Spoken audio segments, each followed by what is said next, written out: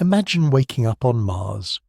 You open your eyes to a rust-coloured sky, pale and thin, stretching endlessly above a landscape of ancient dust and frozen silence. The sun hangs small and distant, offering only half the warmth you remember. Around you, a habitat hums with life support systems working tirelessly to separate you from the void outside. Through the reinforced window you see the dream humanity has carried for generations. A second home among the stars, a backup for civilization, a new frontier where we might start again. It sounds romantic. It sounds necessary. It sounds inevitable. But tonight, as we drift together through the science and the silence, you will discover why this beautiful dream carries within it a truth we've been reluctant to face. Mars will never be our second home, not in the way we imagine, not in the way we need. For over a century, Mars has lived in our collective imagination as the promised land beyond Earth. Science fiction authors painted its canals and ancient civilizations. Visionaries like Robert Zubrin designed blueprints for settlements. Elon Musk stands on stages and speaks of 1 million people living on the red planet, of making life multi-planetary, of ensuring humanity's survival beyond a single fragile world. The dream has taken root so deeply that we speak of Mars colonization not as possibility, but as destiny. We debate not whether we should go, but when. Not if we can survive there, but how quickly we can build the first city. Yet between dream and reality lies a chasm wider than the space that separates our two worlds. Tonight, we will cross that chasm together, not with rockets and ambition, but with science, with honesty, and with the gentle understanding that some truths, however disappointing, deserve to be told. This video will reveal the insurmountable barriers that stand between humanity and a true Martian civilization. We will explore the invisible radiation that tears through cells.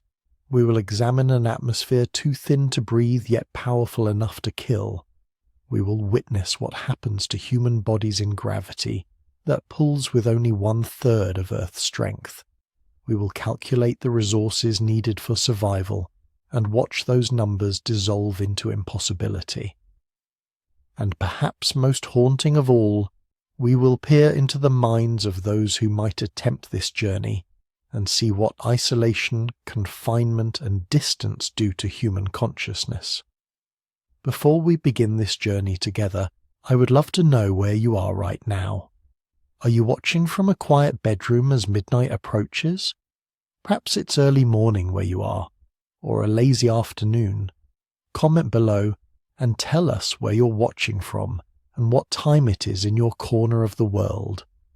Knowing that we're all here together, scattered across this beautiful planet, makes these cosmic journeys feel less lonely.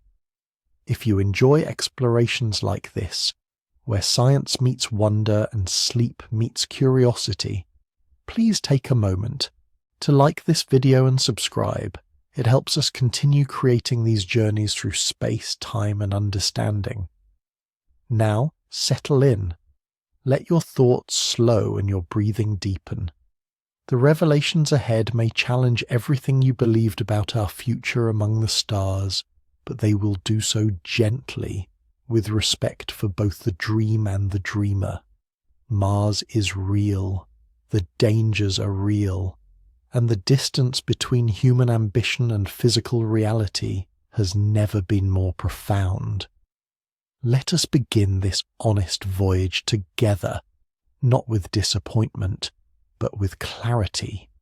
For only by understanding what we cannot do can we truly appreciate the extraordinary world we already call home. As we dream of red dunes beneath our boots and settlements glowing on the Martian horizon, we often imagine Mars as a harsh but conquerable frontier. Yet there exists a threat so pervasive, so relentless, that it transforms the entire planet into a chamber of slow destruction. This is not a danger we can see with our eyes or feel with our skin in the first moments of exposure. It is invisible, silent, and absolutely lethal. This is the radiation that bathes Mars every second of every day, an invisible storm that has turned the red planet into one of the most hostile environments imaginable for human life. Mars is defenseless. Unlike Earth, which wraps itself in a protective magnetic cocoon generated deep within its molten core, Mars lost its magnetic field billions of years ago. When the planet's interior cooled and solidified, its dynamo ceased, and with it vanished the invisible shield that once deflected the solar wind and cosmic radiation streaming through space. What remains is a naked world, stripped of its armor, exposed directly to the fury of the cosmos. Earth's magnetic field is not merely a scientific curiosity, it is our guardian. It extends thousands of miles into space, creating a magnetosphere that deflects charged particles from the sun and diverts cosmic rays arriving from distant supernova and collapsing stars. When these particles strike our magnetic field, they are redirected toward the poles, creating the aurora borealis and aurora australis, beautiful curtains of light that mark the boundary where danger is transformed into spectacle. We live our entire lives beneath this shield, never feeling the relentless bombardment that would otherwise sterilize our world. Mars has no such protection. Every cosmic ray, every solar flare, every high-energy particle that crosses the void between stars strikes the Martian surface with full force. The atmosphere, what little remains of it, provides almost no barrier. Where Earth's atmosphere is thick enough to absorb and scatter radiation before it reaches the ground, Mars's atmosphere is a mere whisper, less than 1% the density of our own. It is not a shield. It is a veil so thin it might as well not exist. The numbers are staggering and unforgiving. On Earth, we receive an average annual radiation dose of about 3 millisieverts from all sources combined. Cosmic rays, radon gas, medical procedures, and background radiation. On Mars, a human standing on the surface would absorb approximately 700 millisieverts per year. Not 7 times more, not 70 times more, 700 times the cosmic radiation we experience on Earth. This is not an incremental increase in risk. This is exposure that guarantees biological harm. To understand what this means for human tissue, we must descend to the cellular level, to the intricate machinery of DNA that encodes our existence. Radiation damages cells in several ways, but the most insidious is through ionization. High-energy particles slam into atoms within our cells, stripping away electrons and creating reactive molecules called free radicals. These unstable fragments careen through cellular structures, tearing apart the delicate double helix of DNA, the instruction manual that tells our cells how to function, when to divide, and when to die. DNA damage occurs constantly, even on Earth. Our cells possess remarkable repair mechanisms, molecular machines that patrol our genetic code, identifying and fixing errors before they can propagate. But there is a threshold beyond which repair becomes impossible. When radiation exposure is too intense or too prolonged, the repair systems are overwhelmed. Cells begin to malfunction. Some die outright.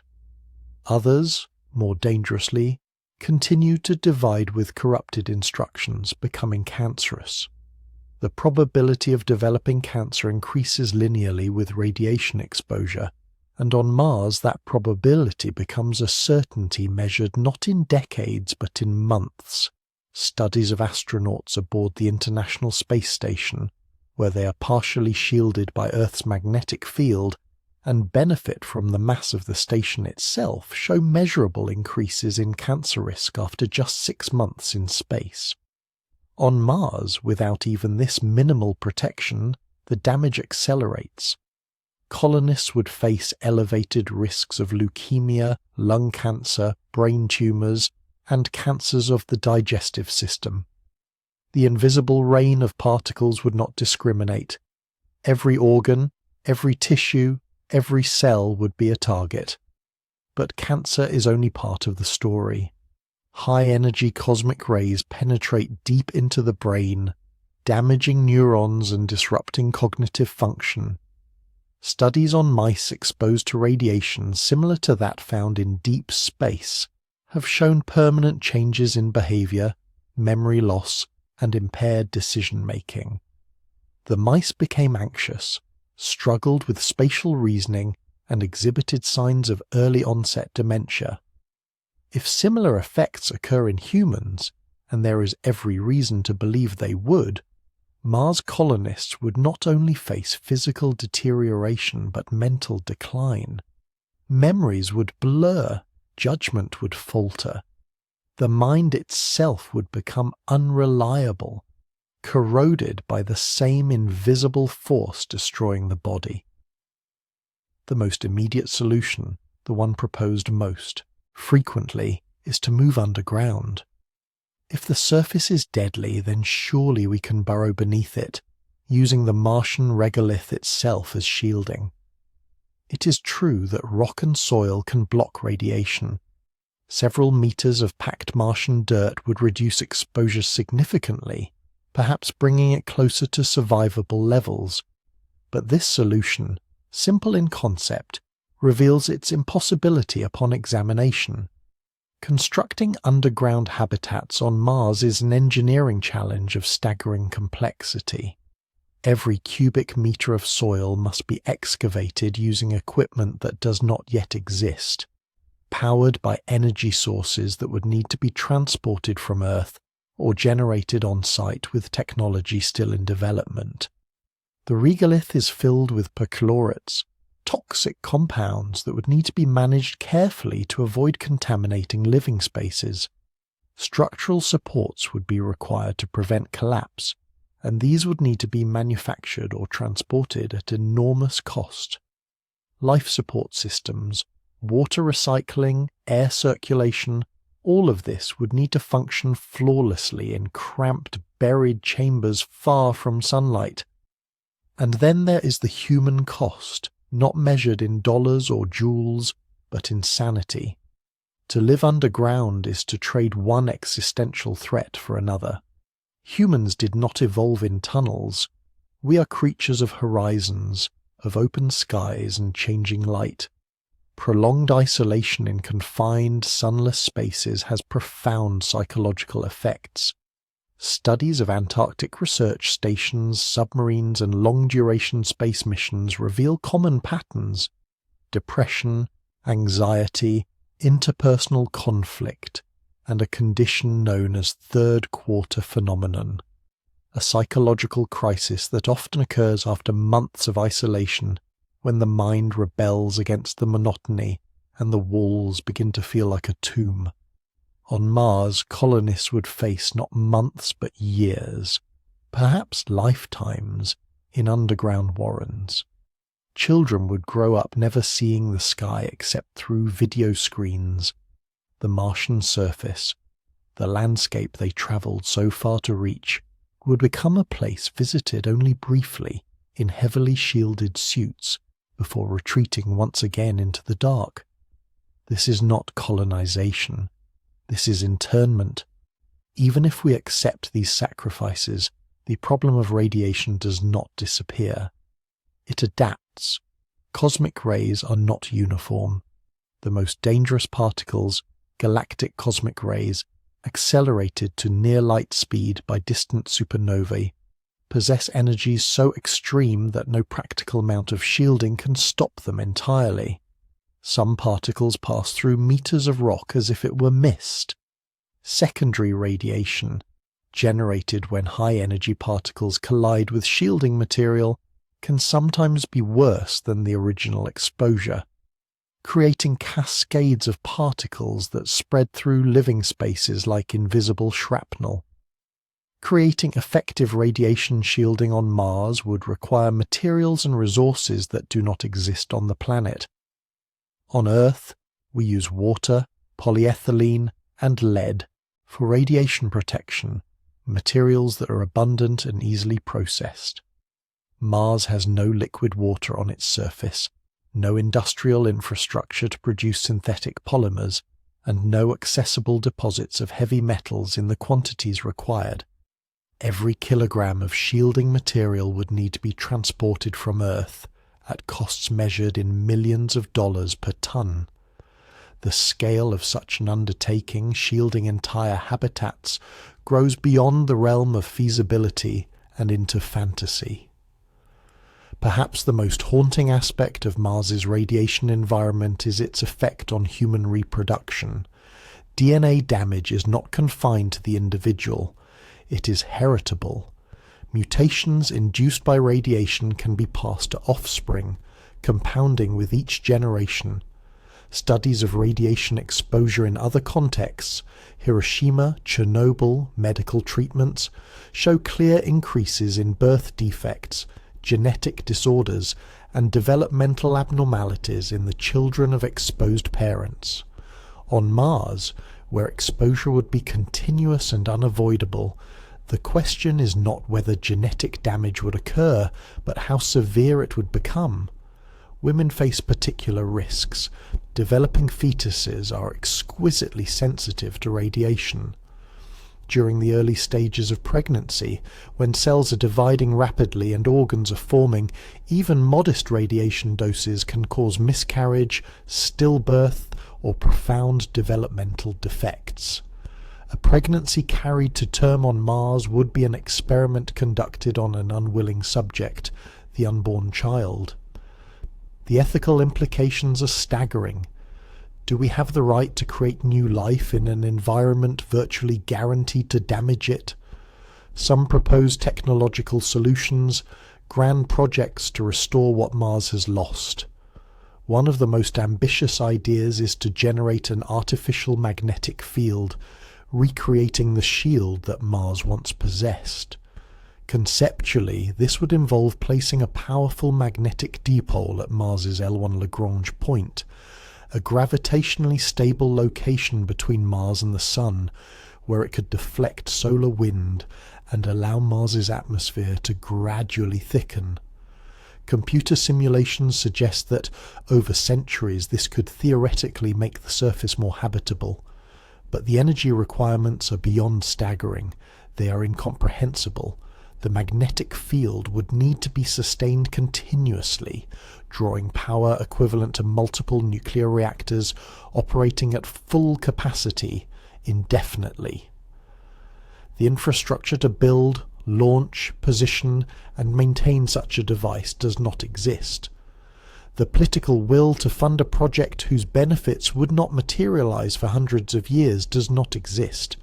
And even if all of this could somehow be overcome, it would not protect the first generations of colonists, the ones who would arrive long before any magnetic shield could be activated. They would still face the full fury of cosmic radiation, still suffer the cellular destruction, still watch their bodies deteriorate in the invisible storm. The radiation problem is not a challenge to be overcome with better engineering or more funding. It is a fundamental barrier written into the physics of Mars itself. The planet is not merely hostile, it is inimical to life as we know it. Every breath on Mars would be borrowed time, every day a gamble with invisible particles that care nothing for our ambitions or dreams.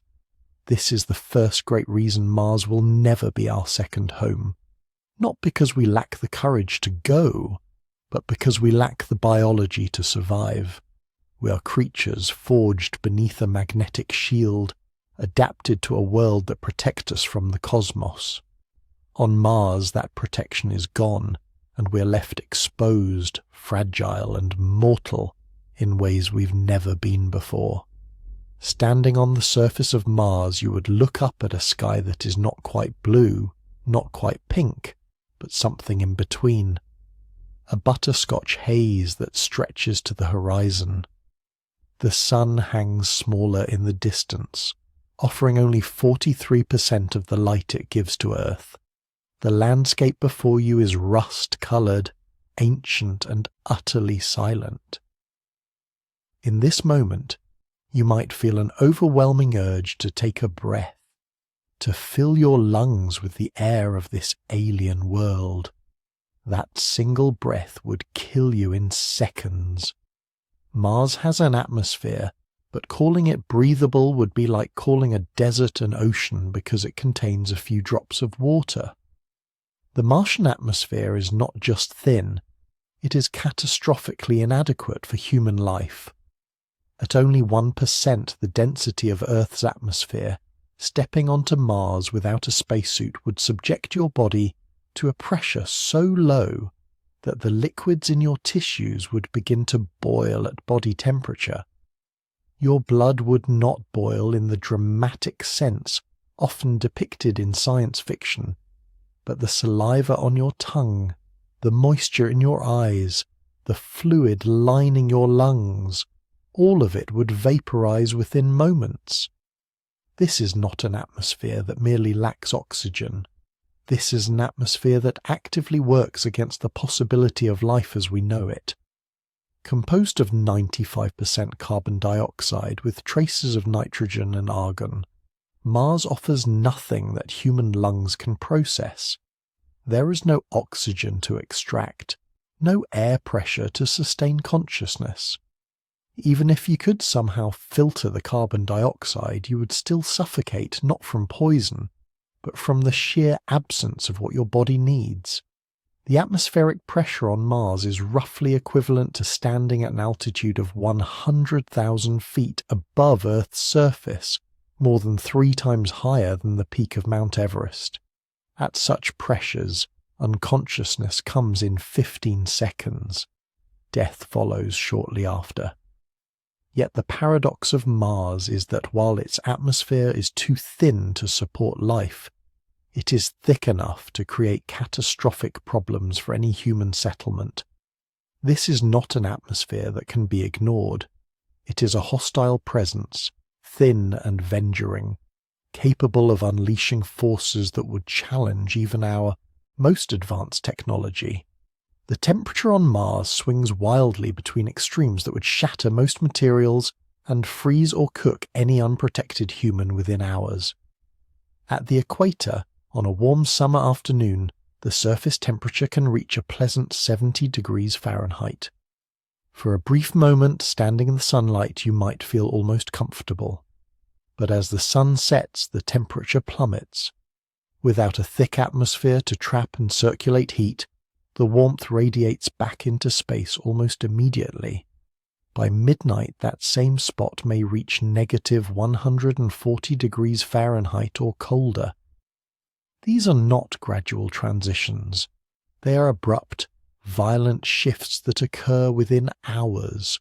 On Earth, our atmosphere acts as a thermal blanket, moderating temperature through convection, cloud cover, and the greenhouse effect. Mars has none of these protections. Its thin atmosphere cannot hold heat. It cannot distribute warmth from day to night, from equator to pole. The result is a planet of extremes, where a single day encompasses temperature swings of over 200 degrees. For any habitat on Mars, this presents an engineering nightmare. Materials expand and contract with temperature changes. Seals crack. Joints weaken. Metal fatigues. Every component of a Martian base would be subjected to thermal stress cycles far beyond anything experienced on Earth. Over time, even the most robust structures would begin to fail, and failure on Mars is not inconvenience, it is death. The dream of terraforming Mars, of transforming it into a second Earth, has captured imaginations for generations. The vision is seductive. Release gases trapped in the polar ice caps, thicken the atmosphere, warm the planet, introduce life. Within a few centuries, perhaps Mars could have blue skies, flowing water, and breathable air. It is a narrative that appears in countless books, films, and scientific papers. It is also scientifically impossible with any technology we possess or can reasonably foresee. The fundamental problem is one of scale and resources. To create an Earth-like atmosphere on Mars, we would need to increase the atmospheric pressure by a factor of 100. This would require adding approximately 10 trillion tons of gas to the Martian atmosphere. Where would this gas come from? The most optimistic proposals suggest melting the polar ice caps, which contain frozen carbon dioxide and water ice. Releasing these gases, the theory goes, would trigger a runaway greenhouse effect, warming the planet and liberating more gases from the soil. But the mathematics tells a different story. Studies of Mars's polar caps and subsurface ice deposits reveal that even if we could melt all available frozen CO2, we would only increase the atmospheric pressure to about 3% of Earth's, still far too low to support liquid water or human life without pressurized suits. The water content is similarly insufficient. While Mars does contain water, ice, the total amount, if melted and spread across the surface, would create an ocean only a few dozen feet deep at most, not the vast seas required for a stable hydrological cycle. Even if we somehow imported the necessary gases from elsewhere in the solar system, a project that would require technology and energy resources beyond our current capabilities, by orders of magnitude, we face another insurmountable obstacle. Mars lacks a global magnetic field. Earth's magnetic field, generated by the churning of molten iron in our planet's core, acts as an invisible shield, deflecting the solar wind and preventing our atmosphere from being stripped away into space. Mars once had such a field, but it died billions of years ago when the planet's core cooled and solidified. Without this protection, the solar wind continuously erodes the Martian atmosphere. NASA's MAVEN spacecraft has measured this process in real time, observing tons of atmospheric gases being lost to space every day. Any attempt to thicken Mars's atmosphere would be like filling a bathtub with the drain open. The gases we add would slowly but steadily bleed away into the void, returning Mars to its current state over thousands or tens of thousands of years. Terraforming Mars is not a matter of insufficient technology. It is a matter of fighting against the fundamental physics of the planet itself. As we contemplate these challenges, we must also consider the Martian dust. Fine, pervasive, and relentless. The dust of Mars is not like Earth's soil.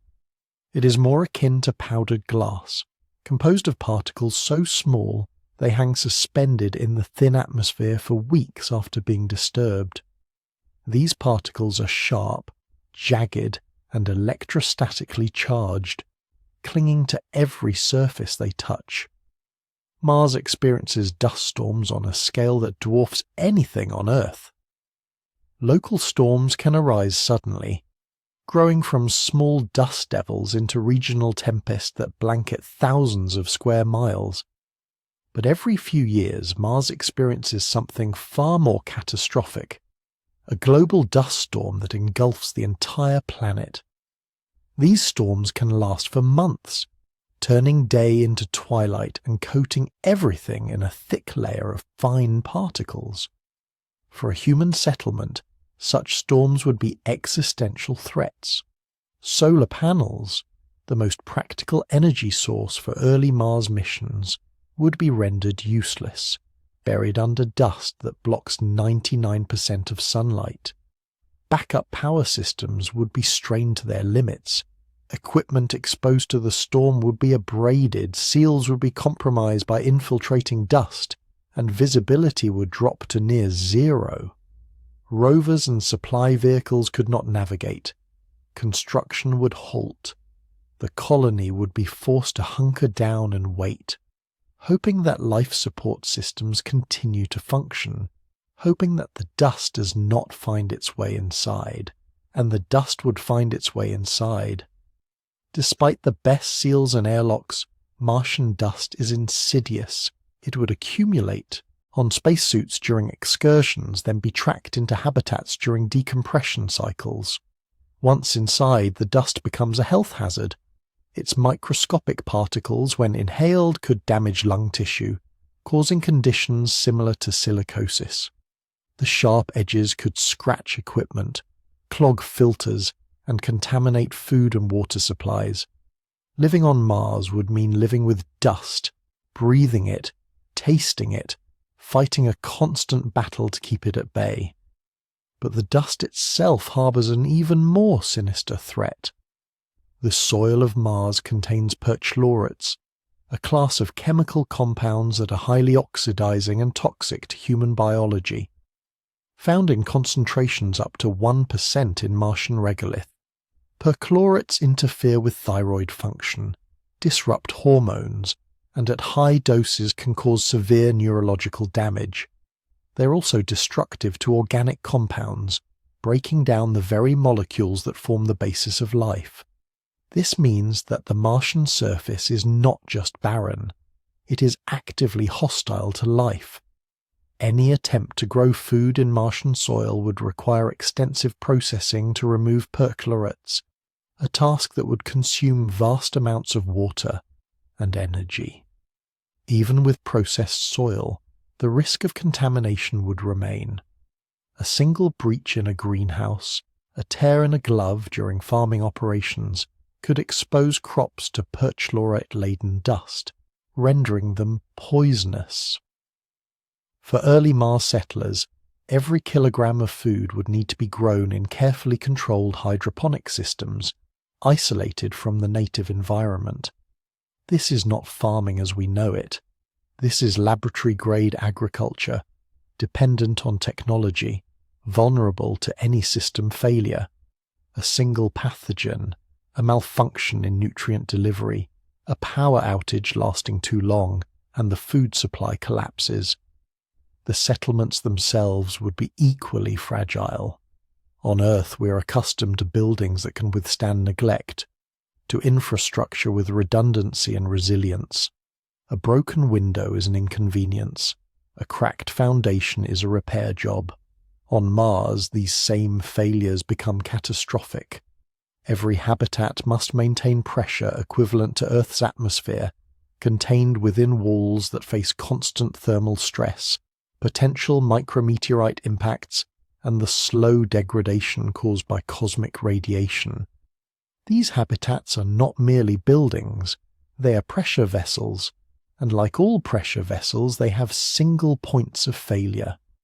A tear in the habitat wall, a seal that fails during a dust storm, a structural weakness that goes unnoticed until it is too late. Any of these could depressurize an entire module in seconds. In the best-case scenario, inhabitants would have time to don emergency suits and seal off the breach. In the worst case, entire sections of a colony could be lost, along with everyone inside. There is no ambulance coming. There is no evacuation to a nearby town. On Mars, a structural failure is not a disaster from which you recover. It is an extinction event for that particular group of settlers. The paradox of Mars's atmosphere becomes clear when we step back and view the full picture. The atmosphere is too thin to protect, too thin to breathe, too thin to moderate temperature or shield against radiation. Yet it is thick enough to create dust storms that last months, thick enough to erode equipment, thick enough to carry toxic particles into every crevice and corner of human habitation. It is simultaneously insufficient and overwhelming, a presence that offers none of the benefits of an atmosphere while imposing unique and devastating challenges. We cannot thicken it. We cannot breathe it. We cannot ignore it. and we certainly cannot escape the fact that every human on Mars would be living inside a technological bubble, separated from the environment by mere inches of metal and polymer, dependent on systems that must function perfectly every moment of every day for years or even lifetimes. On Earth, we step outside and breathe without thought. On Mars, every breath is a gift from technology, purchased with energy, maintained with vigilance, and perpetually threatened by an atmosphere that exists in a state of hostile inadequacy. This is not an environment waiting to be tamed. This is an environment that fundamentally rejects the presence of complex life. As we consider the dream of making Mars our second home, we must confront this paradox honestly. An atmosphere too thin to sustain us, yet too thick to ignore. A world that offers the illusion of habitability while delivering none of its substance. In the silent rust-coloured deserts of Mars beneath a butterscotch sky, the atmosphere whispers a truth we have been reluctant to hear. Some worlds were never meant for us. Gravity is not just a force that keeps us grounded. It is the invisible hand that shaped every bone in our skeleton, every fibre in our muscles, every beat of our heart. For 4 billion years, life on Earth has evolved under the constant pull of 1G, 1 times the force of gravity we feel standing on our planet's surface. Our bodies are not merely adapted to this force, they're built by it, sculpted by it, dependent upon it in ways so fundamental that we rarely notice until it is taken away. Mars offers only 38% of Earth's gravity. This is not a minor inconvenience. It is a biological catastrophe waiting to unfold. Standing on the surface of Mars, you would feel lighter, almost buoyant. At first, this might seem liberating. A person who weighs 180 pounds on Earth would weigh just 68 pounds on Mars. You could jump higher, carry heavier loads, move with an ease that feels almost superhuman. But this is an illusion. What feels like freedom in the first hours becomes a prison for the body over months and years. Gravity is not something we can negotiate with. It is the foundation upon which every system in the human body operates. Remove it, reduce it, and the body begins to fail in ways that are irreversible, inevitable, and profoundly devastating. The first betrayal comes from within, hidden deep inside the architecture of our bones. Human bone is not static. It is living tissue, constantly breaking down and rebuilding itself in a delicate balance maintained by mechanical stress. Every step we take, every movement against gravity sends signals to our skeletal system to maintain its strength. Remove that stress, and the body interprets it as a sign that the bones are no longer needed at their current density. They begin to dissolve from the inside out. Astronauts aboard the International Space Station, floating in microgravity, lose between 1% and 2% of their bone mass every month. This is not a gradual decline that levels off. It is continuous, relentless, accelerating in certain bones like the hips, spine, and femur. In just 6 months, an astronaut can lose as much bone density as a postmenopausal woman loses in a year. On Earth, they return and begin the slow process of recovery. But on Mars, there is no return. There is no recovery. The 38% gravity is enough to slow the loss compared to 0 gravity, but it is not enough to stop it. Month after month, year after year, the bones of Mars colonists would grow weaker, more brittle, more fragile. Imagine living on Mars for a decade.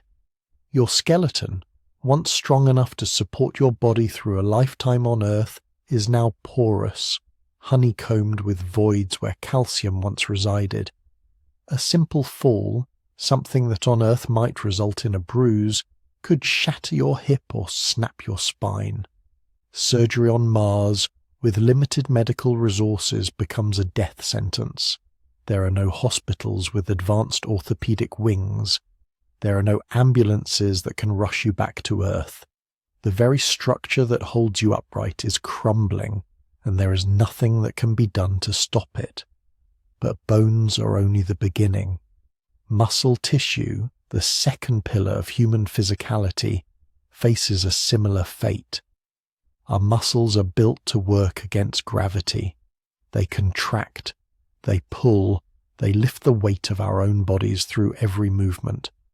On Mars, with gravity reduced to just over a third, muscles no longer need to exert the same force, and so they atrophy, they weaken, they waste away. Astronauts on the ISS follow rigorous exercise regimens, spending hours every day on resistance machines designed to simulate the effects of gravity. Despite this, they still lose significant muscle mass. Studies show losses of up to 20% in some muscle groups over 6 months in space. On Mars, even with exercise equipment, colonists would face the same relentless decline. You could lift weights, perform resistance training, push your body to exhaustion, and still the low gravity would quietly erode your strength. Your legs, no longer needed to carry your full weight, would thin. Your back muscles, no longer straining to hold you upright, would weaken. Over time, you would become a shadow of your former self, physically incapable of the tasks that once seemed effortless. The cardiovascular system, the engine that powers the body, is perhaps the most terrifying casualty of low gravity. On Earth, your heart works constantly against gravity to pump blood upward from your legs to your brain. This effort keeps the heart strong, keeps it efficient. In low gravity, the heart no longer needs to work as hard.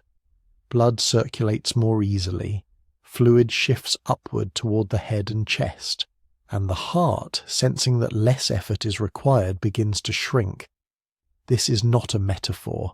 The heart physically becomes smaller, its walls thin, its chambers contract, it becomes weaker, less capable of responding to physical stress. On Mars, after years of living in reduced gravity, a colonist's heart would be permanently diminished. If they ever attempted to return to Earth, the sudden demand of 1G gravity would overwhelm their weakened cardiovascular system. The heart, unable to pump blood effectively against the increased resistance, would struggle. Fainting, dizziness, and even heart failure would become immediate risks. The journey home, if it were even possible, could kill them. The fluid shifts caused by low gravity do not only affect the heart, they create another insidious problem, one that astronauts aboard the ISS have experienced firsthand: vision degradation. On Earth, gravity pulls fluids downward, away from the head. In low gravity, fluids redistribute, pooling in the upper body and skull. This increased fluid pressure affects the eyes, flattening the backs of the eyeballs and swelling the optic nerves. The result is a condition known as spaceflight-associated neuroocular syndrome, or SANS. Astronauts have returned from long missions with permanent changes to their vision. Some develop farsightedness. Others experience blind spots or distortions in their visual field. On Mars, where colonists would spend not months but years, even decades, in reduced gravity, these changes would be compounded. Imagine a future where Mars settlers slowly lose their ability to see clearly, where reading, piloting vehicles, or performing delicate tasks becomes increasingly difficult. There are no optometrists on Mars who can reverse the structural damage to your optic nerve. The fluid pressure does not relent. Your vision, like your bones and muscles, slowly betrays you. And then there are the children. If humanity ever establishes a permanent colony on Mars, Children will be born there. They will grow in 38% gravity, their bodies developing in an environment fundamentally different from the one that shaped their species. These children will never know what it feels like to stand under the full weight of Earth's gravity. Their bones will form lighter, their muscles will develop weaker, their hearts will grow smaller from the very beginning. They will be adapted in a sense to Mars, but they will also be prisoners of it. A child born on Mars could never visit Earth. The moment they stepped off a spacecraft and felt the full force of 1G gravity, their body would collapse under its own weight. Their bones, never stressed by Earth's pull, would be too fragile to support them. Their muscles, never built to lift a human body in full gravity, would be too weak to move. Their heart, accustomed to the easy circulation of low gravity, would be overwhelmed. They would be bedridden, unable to stand, unable to walk, unable to function in the world where their ancestors once lived. They would be Martians, forever separated from Earth not by distance but by biology. This is not science fiction. This is physiology. This is the inescapable reality of evolution and adaptation. We cannot engineer our way out of gravity. We cannot supplement or medicate our way to health in a low-gravity environment. The human body requires the constant, unyielding force of 1G to maintain itself. Without it, we decay. Some propose artificial gravity as a solution, rotating habitats, centrifugal force, structures that spin to simulate Earth's gravitational pull. In theory, this is elegant. In practice, it is a fantasy. To generate 1G of artificial gravity through rotation, a habitat would need to be enormous, hundreds of meters in diameter, spinning at precise speeds. The engineering challenges are staggering. The energy requirements are immense. The cost is prohibitive. And even if such a structure could be built, it would not solve the problem of living and working on the Martian surface, where gravity remains fixed at 38%. You cannot rotate the planet. You cannot change the fundamental physics of Mars. The colonists would need to spend the majority of their time in these rotating habitats, emerging only briefly to venture outside. At that point, the question becomes, why go to Mars at all? If survival requires living in an artificial Earth-like environment, disconnected from the planet itself, then the colony is not truly on Mars. It is simply a space station in Martian orbit tethered to the ground. The gravity crisis is not a problem waiting to be solved. It is a biological wall that cannot be breached. Every system in the human body, from the cellular level to the organ level, is tuned to the gravity of Earth. Reduce that gravity, and the body interprets it as a signal that it is no longer needed at full strength. It adapts by weakening.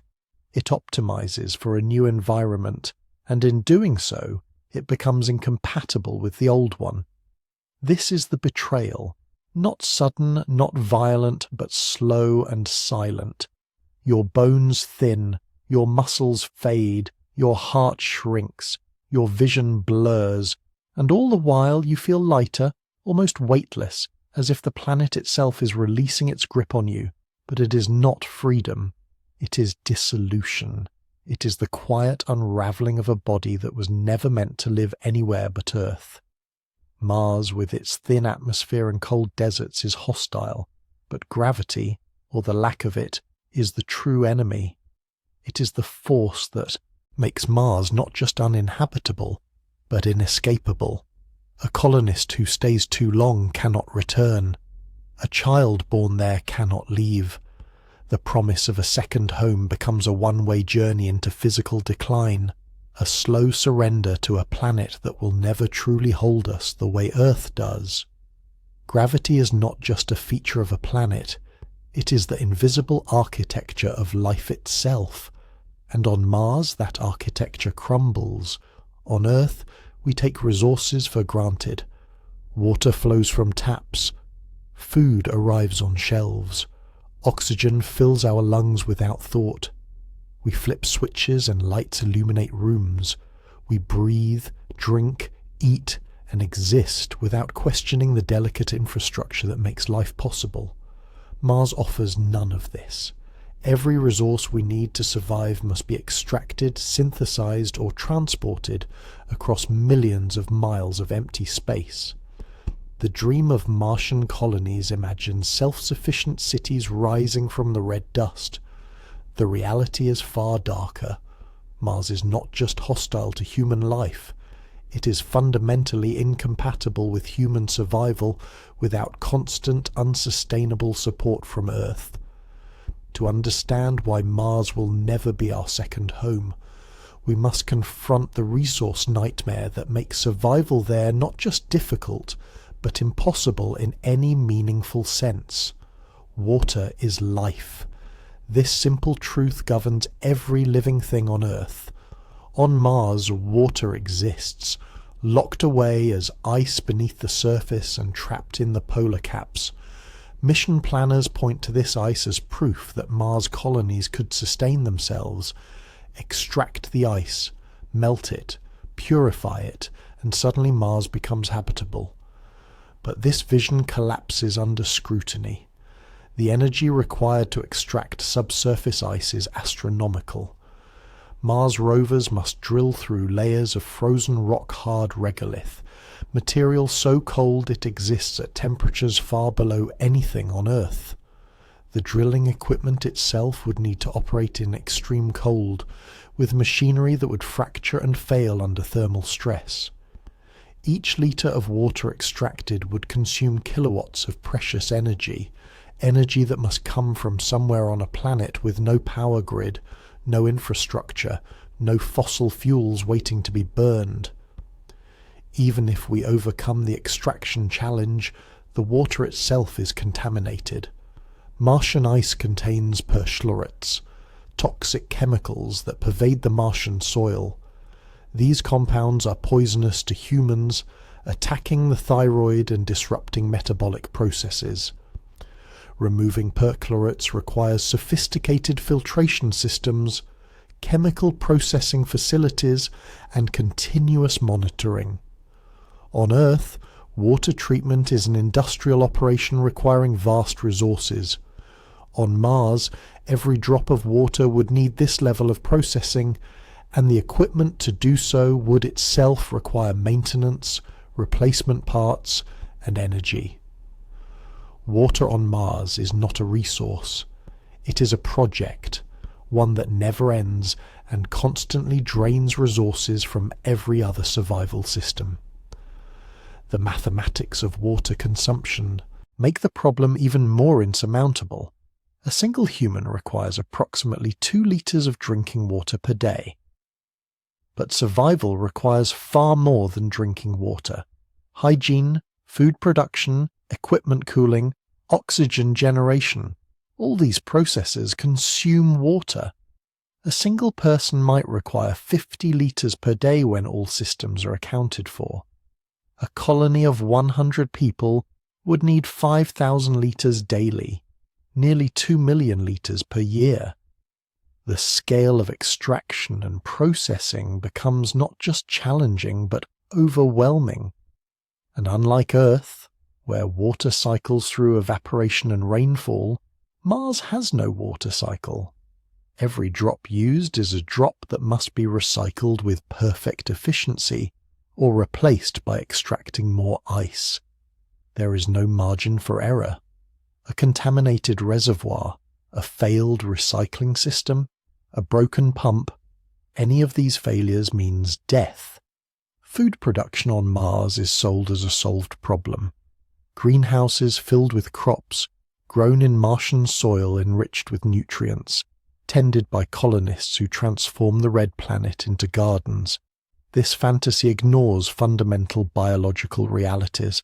Martian soil is not soil at all. It is regolith, a collection of pulverized rock containing none of the organic matter microorganisms or nutrients that make Earth soil fertile. Growing plants requires building soil from nothing, a process that on Earth takes centuries of decomposition and biological activity. On Mars, every gram of organic matter must be brought from Earth or synthesized through chemical processes that require, once again, enormous energy inputs. But the contamination runs deeper.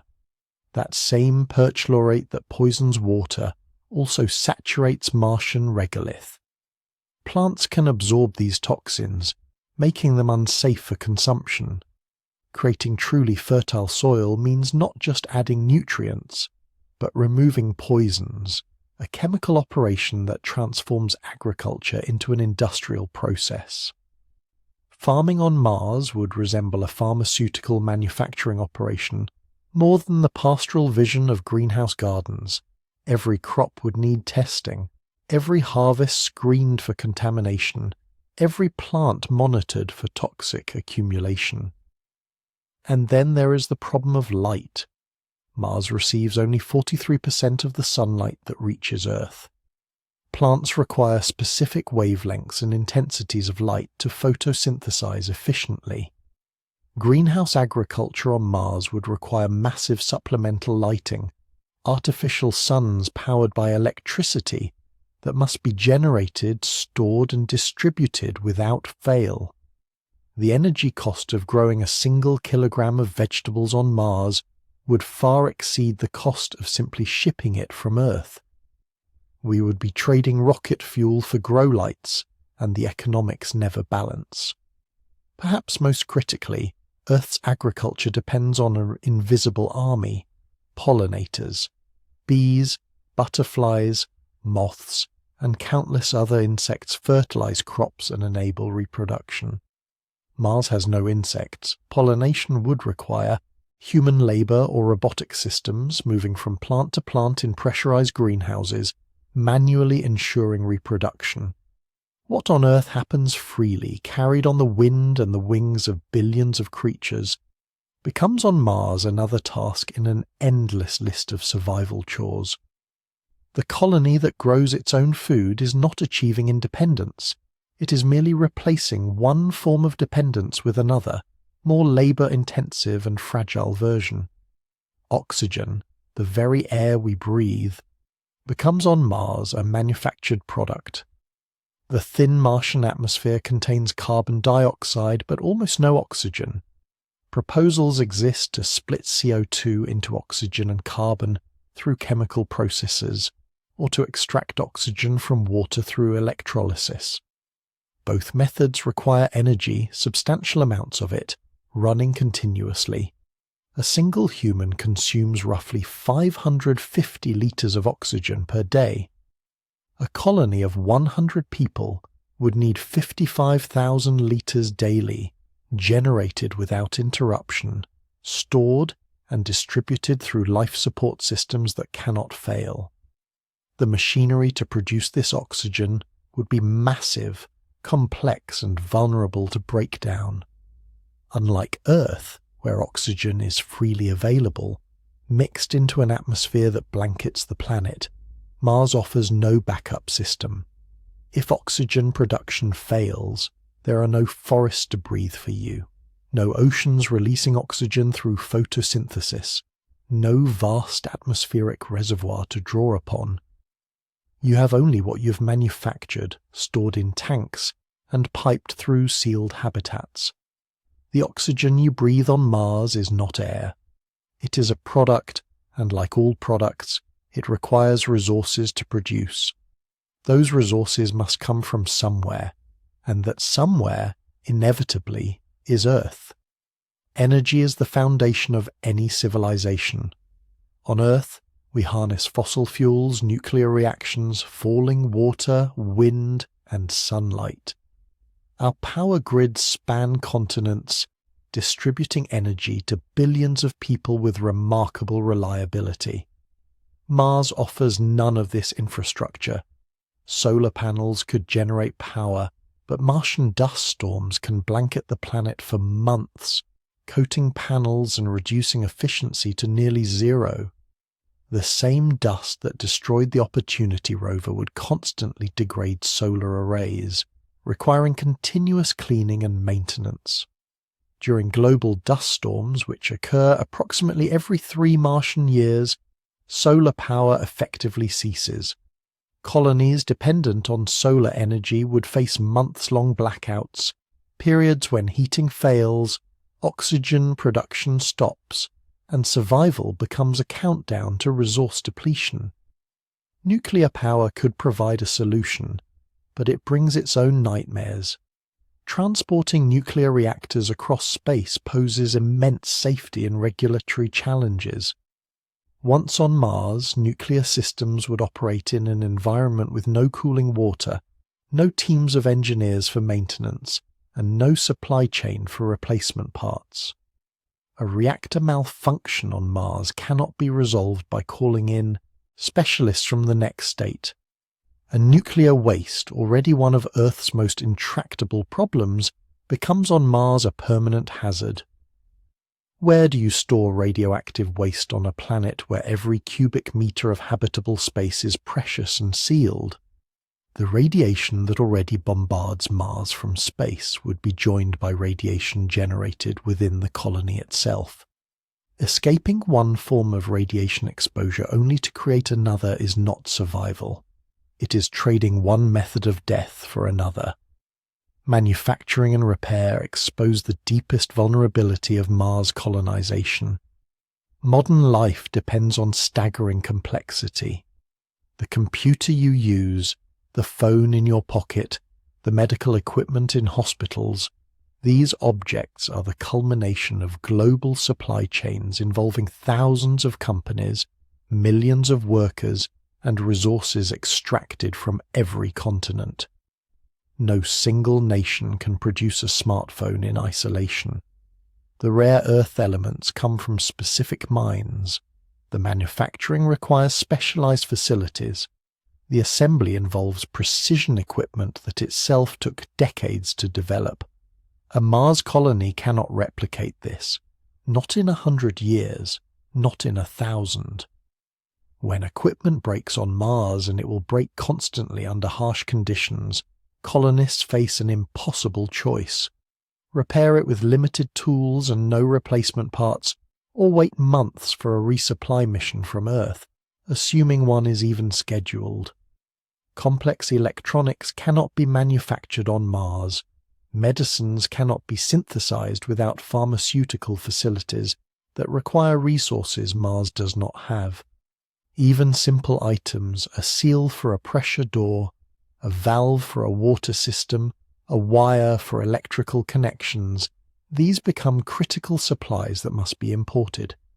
The colony that cannot make its own replacement parts is not a colony. It is an outpost, entirely dependent on a supply line stretching across interplanetary space. This dependency reveals the fundamental economic reality that dooms Mars colonization.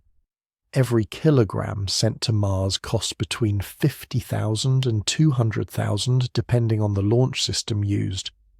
A single supply mission requires months of planning, millions of dollars in fuel and equipment, and offers no guarantee of success. Maintaining a Mars colony would require continuous resupply missions, dozens per year, each costing hundreds of millions of dollars. A colony of 100 people might require tens of billions of dollars annually just to survive. 1,000 people would cost hundreds of billions. And for what? Mars produces nothing Earth needs. It has no resources we cannot obtain more easily in space or on Earth.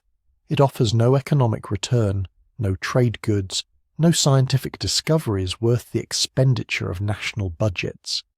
The supply chain dependency makes Mars colonies not a new branch of human civilization, but an eternal financial burden. Imagine a city on Earth that produced nothing, contributed nothing, and required billions of dollars in airlifted supplies every year simply to prevent its inhabitants from dying. No nation would sustain such a city. No economy could justify it. Yet this is precisely what Mars colonies would be. Cities that consume resources without generating value, perpetually dependent on Earth for survival, offering nothing in return except the symbolic achievement of living on another planet. The resource nightmare of Mars is not a series of problems to be solved. It is a fundamental incompatibility between human needs and Martian reality. Every system required for survival depends on resources that must be extracted with enormous effort, processed with complex machinery, and maintained with replacement parts from Earth. Water is contaminated. Food requires artificial environments. Oxygen must be manufactured. Energy is scarce and unreliable. Manufacturing is impossible. The colony that achieves self-sufficiency is not independent. It has merely internalized its dependency, transforming the simple act of survival into an endless industrial operation that consumes every waking moment and every available resource. On Earth, we live within a system that sustains us. The atmosphere regulates temperature and provides oxygen. The water cycle delivers fresh water. Ecosystems produce food. The biosphere, built over billions of years of evolution, creates the conditions for life without effort on our part. Mars offers none of this. It is not a harsh frontier waiting to be tamed. It is a fundamentally dead world where every resource necessary for life must be created by humans, for humans, using resources ultimately derived from Earth. The dream of Mars colonies imagines escaping Earth's limitations. The reality is that we would carry those limitations with us, magnified 1,000-fold by distance and hostile conditions. To survive on Mars is not to thrive. It is to struggle endlessly against a planet that offers nothing freely. Every breath is manufactured. Every drop of water is extracted. Every calorie of food is grown in artificial conditions. Every moment of warmth is generated by machines. This is not a new home. This is a life support system in the shape of a planet, and the moment that support fails, the illusion shatters. What remains is the truth. Mars will never be our second home, because a home is a place that sustains you. Mars is a place where survival itself becomes the only purpose, and even survival is never assured. But even if we could solve radiation, atmosphere, gravity, and resources, there remains one challenge that cannot be engineered away: the human mind. Mars is not just hostile to our bodies, it is hostile to our consciousness, to our sense of self, to the very essence of what it means to be human. The Red Desert is not merely a physical place, it is a psychological prison, one where the bars are made not of metal, but of distance, silence, and endless crimson dust.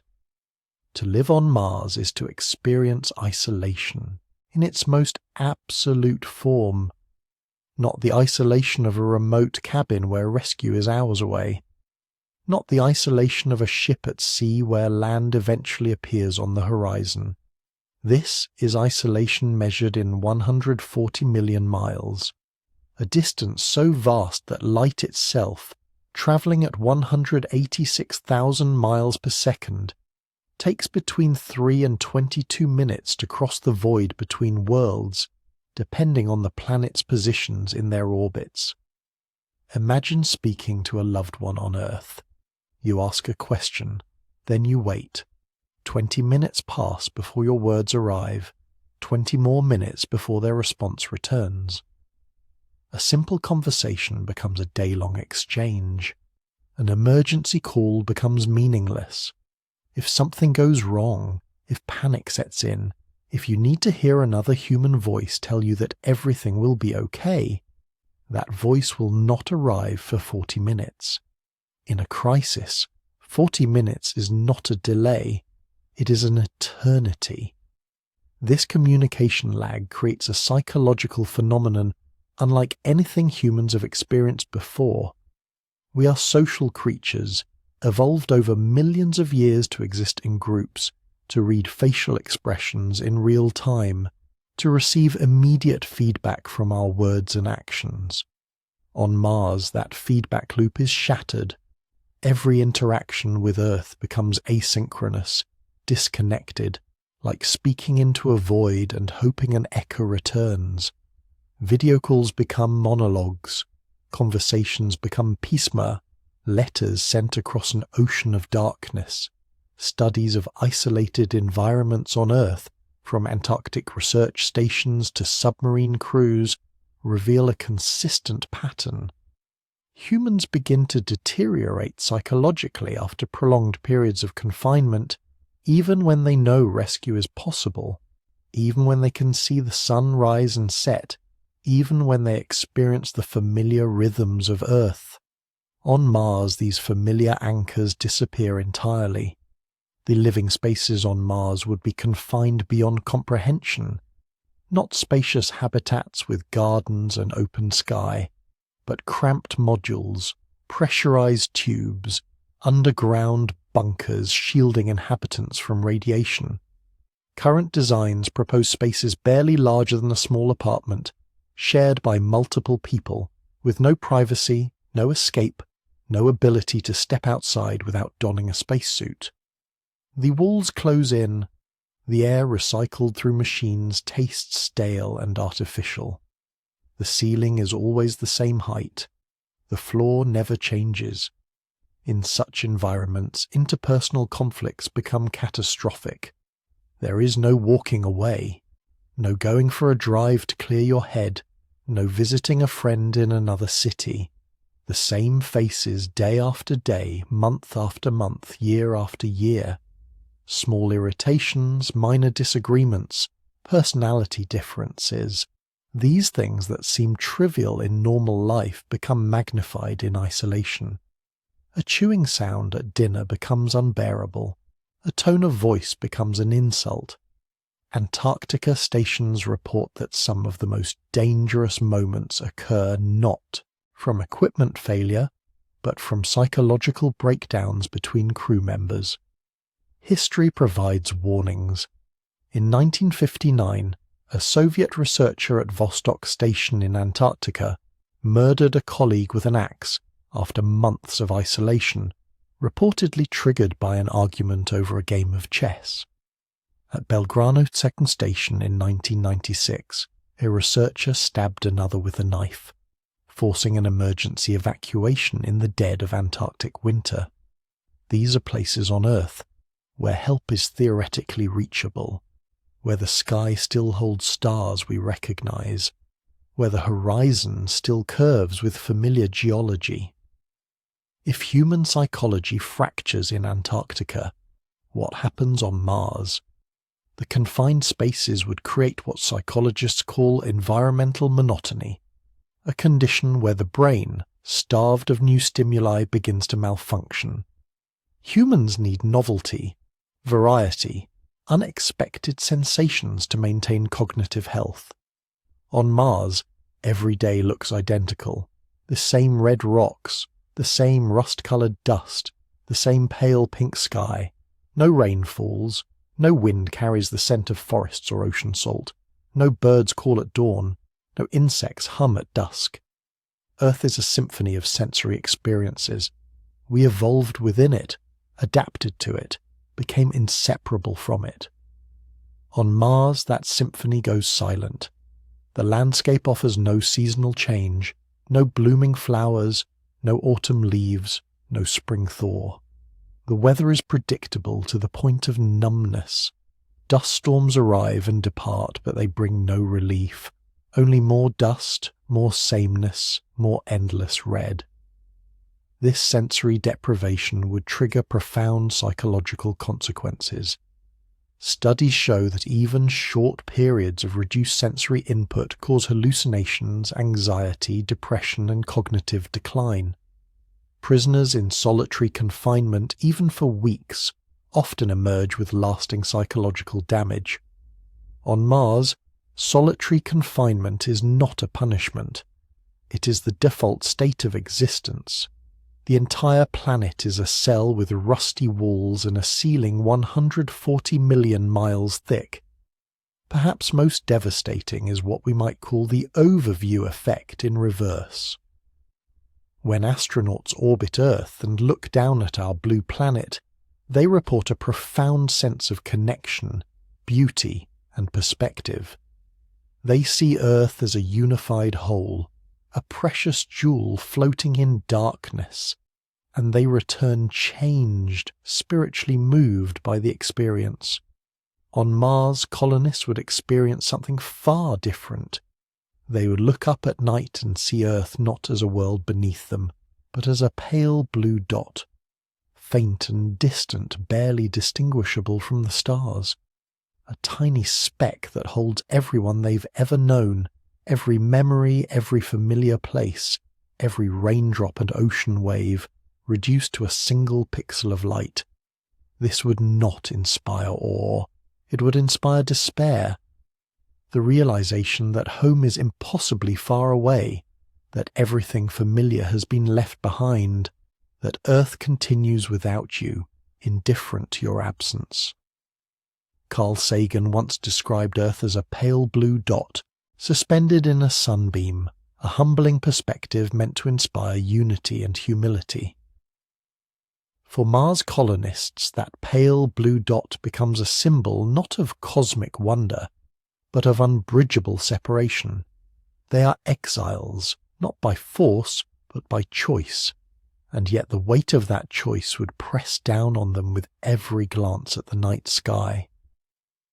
The psychological term for this is existential isolation, a feeling of being fundamentally alone in the universe, cut off not just physically, but ontologically from the rest of humanity.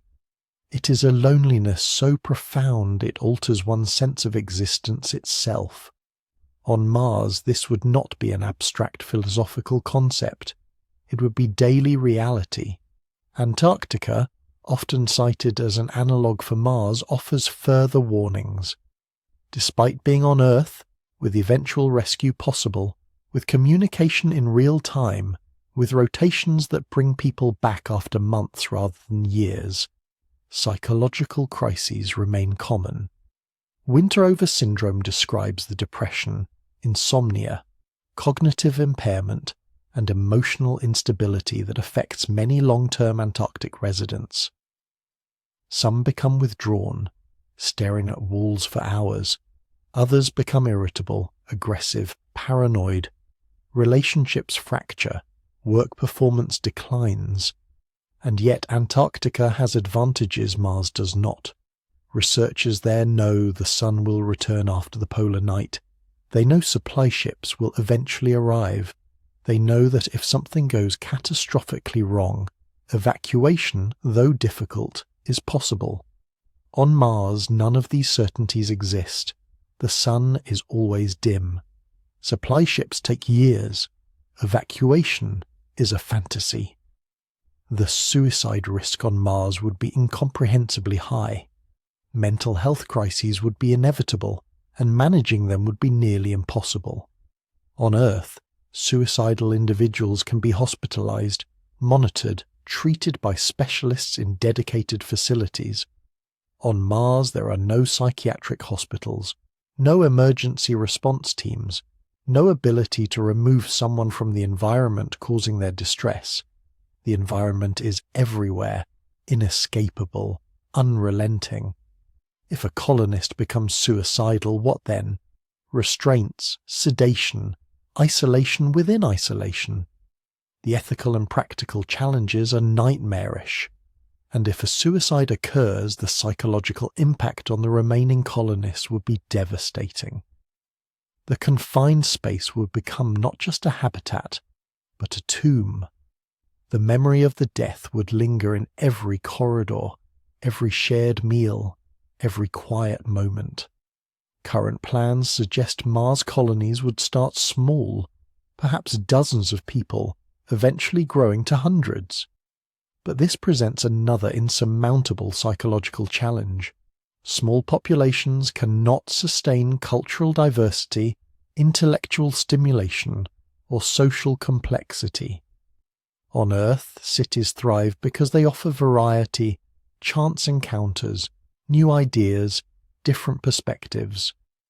A Mars colony would be a village that can never grow into a city, populated by the same people, performing the same tasks forever.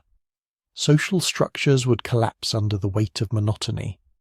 Without a steady influx of new people, new ideas, new genetic diversity, the colony would stagnate. Romantic relationships would become limited, awkward, complicated by the fact that there are no other options. Family structures would become strained. Children, if they survive the radiation and low gravity, would grow up knowing only dozens of adults, a social deprivation that would affect their psychological development profoundly. Earth's cultures evolved over millennia, with millions of people interacting, trading ideas, creating art, telling stories. Mars would have none of this. The cultural life of a Mars colony would be impoverished, repetitive, echoing.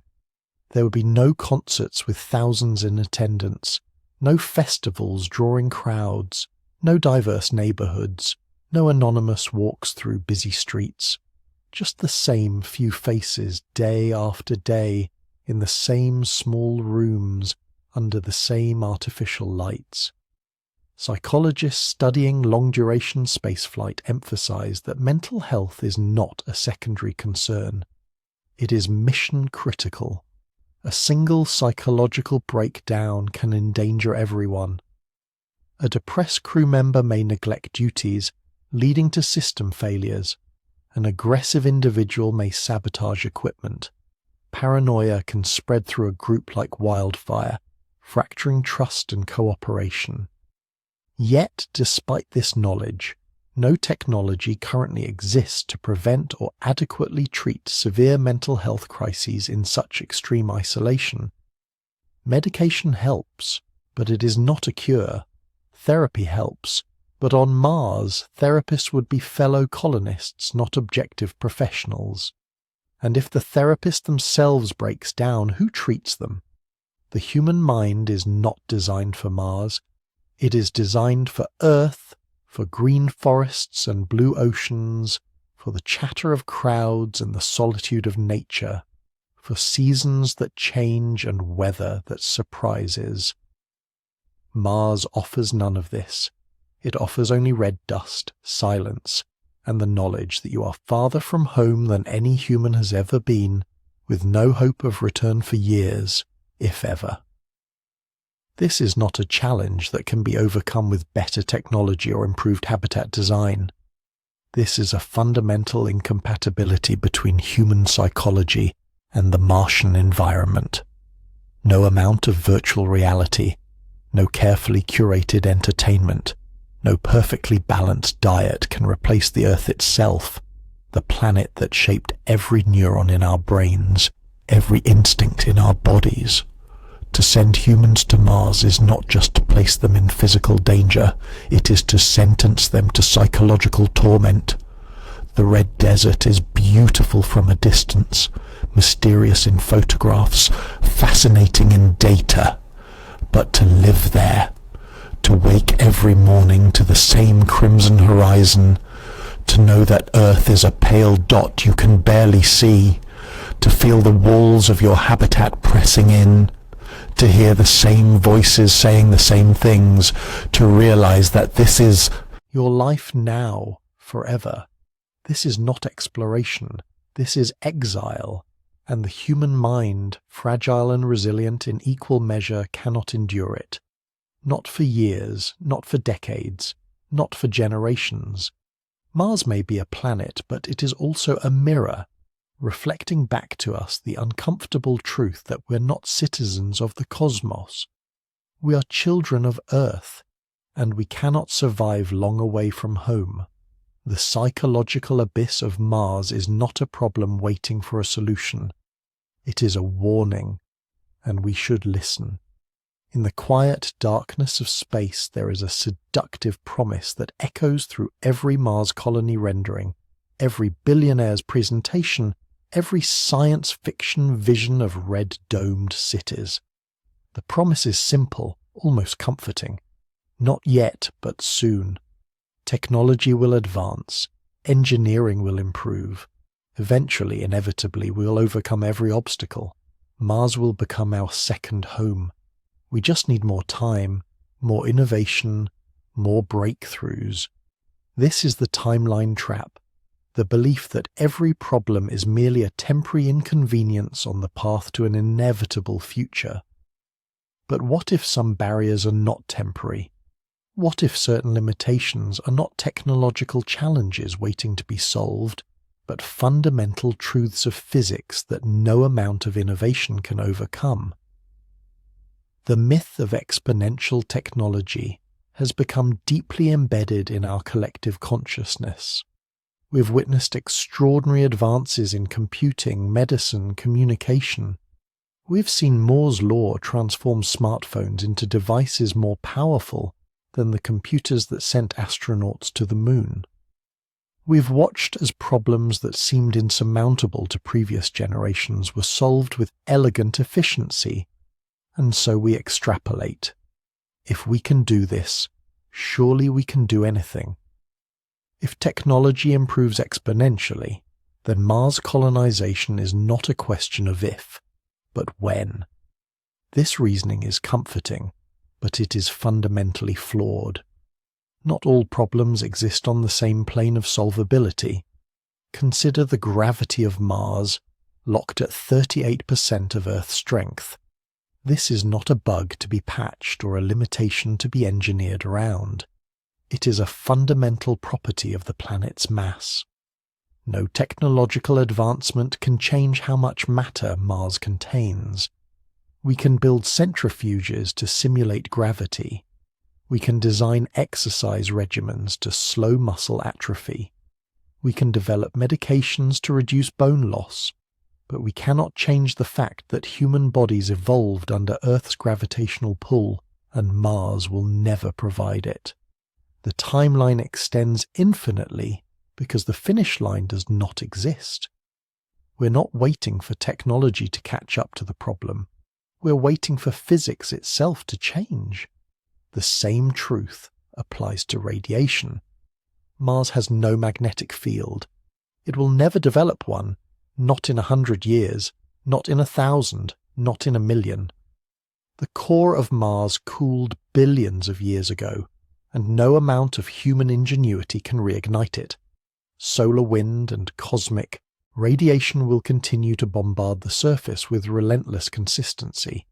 We can build underground habitats, we can develop advanced shielding materials, we can reduce exposure through careful planning. But every moment spent on the surface, every journey between habitats, every system failure, every structural compromise will expose colonists to radiation that damages DNA at the molecular level.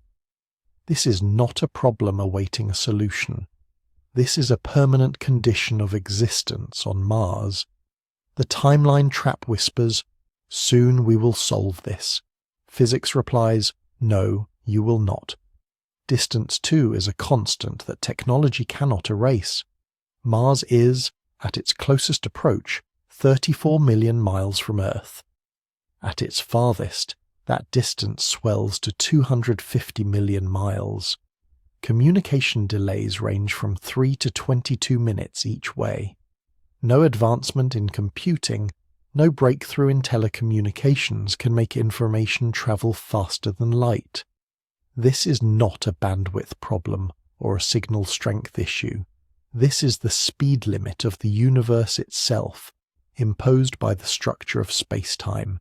A Mars colonist experiencing a medical emergency cannot consult with Earth doctors in real time. A catastrophic system failure cannot be diagnosed by remote engineers with immediate feedback. The colony must be entirely self-sufficient, entirely isolated for months at a time. Technology can make communication clearer, more reliable, more efficient, but it cannot make Mars closer. The timeline trap suggests that eventually, somehow, this barrier will fall. It will not. Now we must turn our attention from the physical to the practical, from the laws of physics to the economics of reality. Estimates for establishing a self-sustaining Mars colony range from hundreds of billions to over $1 trillion.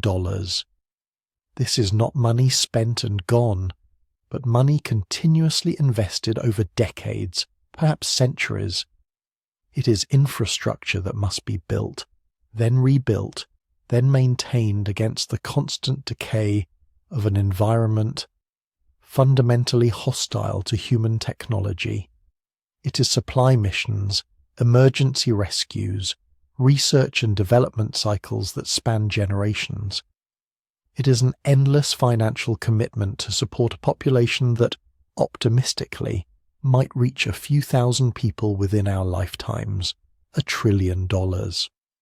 Let that figure rest in your mind for a moment. What could that investment accomplish here, on the world where 8 billion humans already live? Current estimates suggest that addressing Earth's climate crisis, transitioning to renewable energy, protecting biodiversity, and building resilient infrastructure for vulnerable populations would cost between $1 and $3 trillion over the next several decades. The cost of saving Mars colonists from radiation could instead save billions of Earth's inhabitants from climate displacement. The engineering ingenuity devoted to creating artificial atmospheres in Martian domes could create carbon capture systems that restore Earth's atmosphere. The resources spent launching supply missions across interplanetary space could launch a comprehensive transformation of how humanity lives on the only planet we know can support us. This is not merely an economic calculation, it is an ethical one. Every dollar, every hour of engineering expertise, every ounce of human creativity directed toward Mars is diverted from Earth. In the timeline trap, this diversion is justified by inevitability. Earth is dying, we must have a backup. But this reasoning contains a dangerous assumption that Earth's challenges are unsolvable, while Mars's challenges are merely difficult. The reality is precisely the opposite. Earth's climate can be stabilized with existing technology. Renewable energy systems already exist at scale. Sustainable agriculture is practiced successfully in regions across the globe. The primary barriers to solving Earth's crises are not technological, but political, economic, and social. We know how to fix Earth. We lack the collective will to do so. Mars, by contrast, presents barriers that are not matters of will, but matters of fundamental physics and biology. We do not know how to protect humans from chronic radiation exposure during years of surface habitation. We do not know how to prevent the degenerative effects of reduced gravity on biological systems over multiple generations.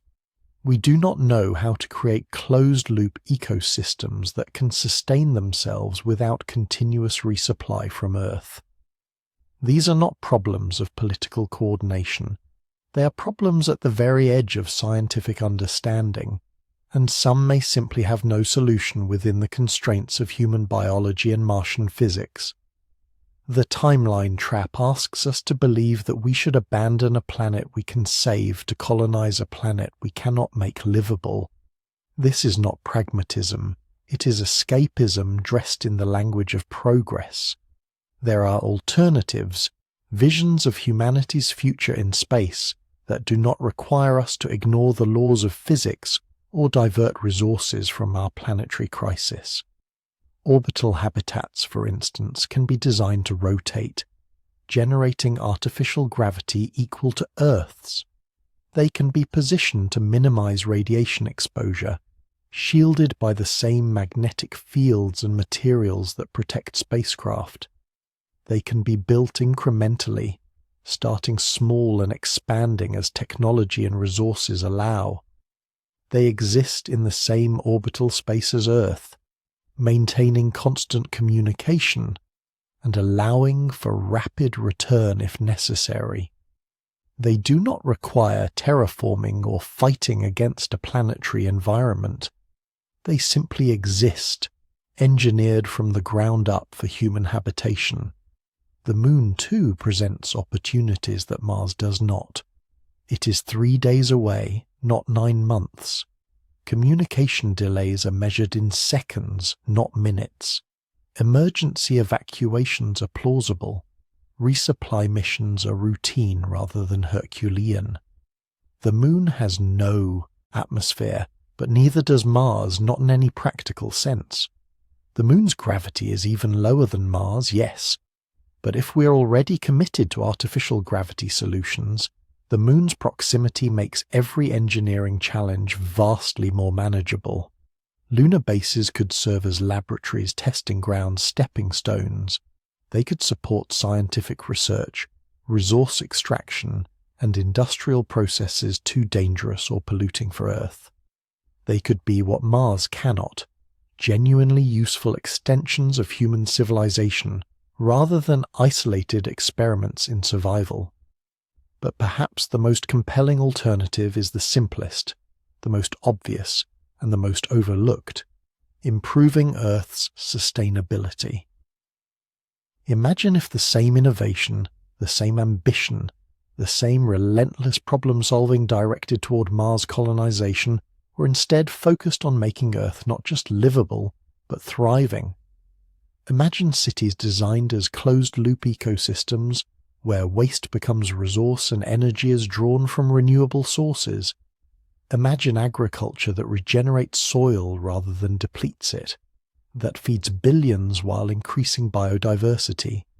Imagine oceans cleaned, forest restored, atmospheric carbon returned to pre-industrial levels.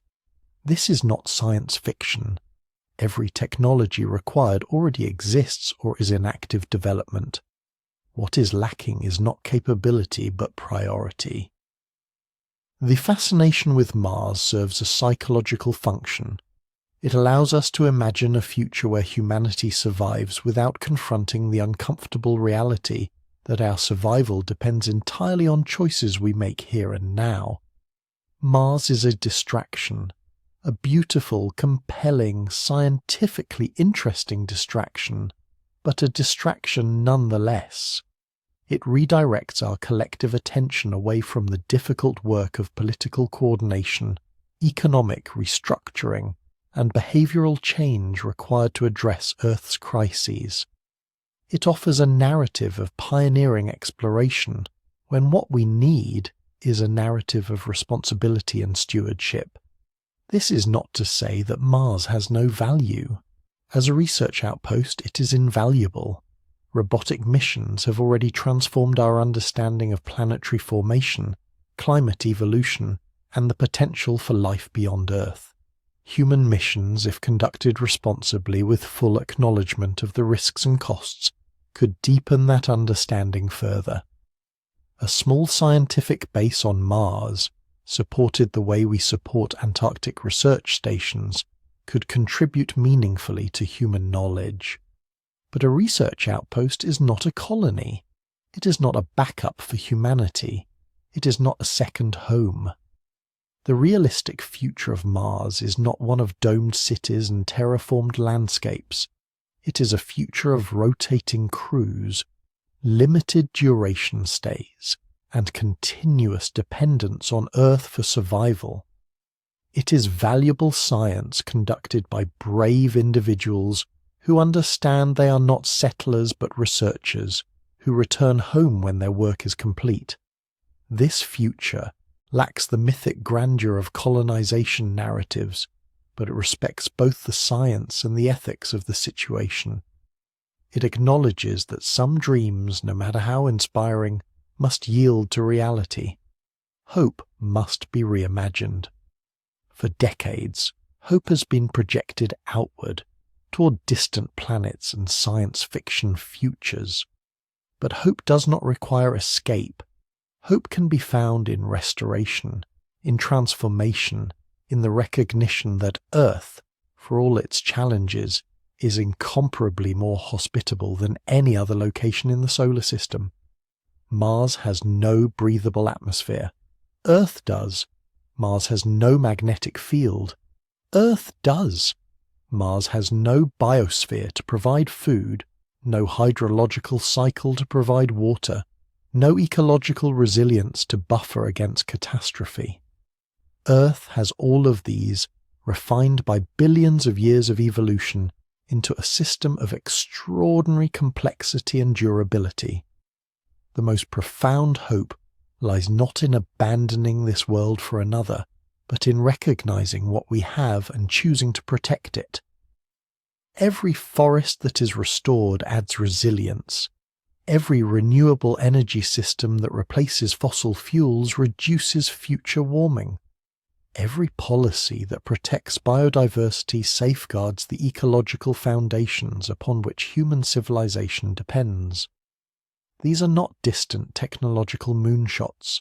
They are achievable goals, practical steps, choices within our reach right now. The timeline trap dissolves when we stop waiting for future technology to save us and start using present technology to transform how we live. Mars will not save us because Mars cannot save us. The physics will not change. The distance will not shrink. The radiation will not cease. But Earth can be saved, not by escaping it, but by committing to it with the same intensity, creativity and resources we have fantasized about directing toward Mars. In the end, the timeline is not a trap because technology advances too slowly. It is a trap because it encourages us to defer action, to wait for breakthroughs that will never come, to imagine that our problems will be solved somewhere else, by someone else, at some future date. The truth is simpler and more demanding. Our survival depends not on reaching Mars, but on staying here and doing the work required to make Earth sustainable for the long term. That work is not as romantic as interplanetary colonization. It does not inspire the same sense of pioneering adventure. But it is real. It is necessary. And unlike Mars, it is actually possible. This is not the closing of a dream. It is the opening of our eyes. Mars will remain in our sky, a red point of light, an object of scientific curiosity and human wonder. But our home, our only viable home, is here. It always has been. And if we are wise, if we are courageous enough to face reality rather than retreat into fantasy, it always will be. And so, we return from our journey across the solar system, having witnessed Jupiter's storms and Saturn's rings, having measured distance not just in miles but in the slow accumulation of cosmic understanding. Yet throughout this voyage one truth has followed us like a shadow cast by the sun itself. Mars, despite our dreams, despite our ambitions, will never be our second home. Not in this lifetime, not in any lifetime we can foresee. We have examined the obstacles not with cynicism, but with honesty. The radiation that bombards the Martian surface would rewrite our DNA, cell by cell, year by year, until cancer becomes not a possibility, but a certainty. The atmosphere, so thin it barely registers as air, yet thick enough to generate dust storms that darken entire hemispheres for months. The gravity, only 38% of Earth's, enough to drain calcium from our bones and weaken our hearts until returning home becomes physiologically impossible. The resources we take for granted, water, breathable air, fertile soil, transformed on Mars into engineering puzzles that demand constant energy, constant vigilance, constant survival, and perhaps most devastating of all, the psychological toll, the isolation, the confinement, the knowledge that one mistake, one system failure, one moment of miscalculation separates you from the void. These are not problems technology can simply erase. They are fundamental incompatibilities between human biology and an alien world. But this is not a story of defeat, it is a story of clarity. Mars remains one of the most important destinations in human exploration. Its ancient riverbeds hold clues to planetary evolution. Its polar caps preserve records of climate cycles spanning millions of years. Its soil may contain fossils of microbial life, evidence that biology once flourished beyond Earth.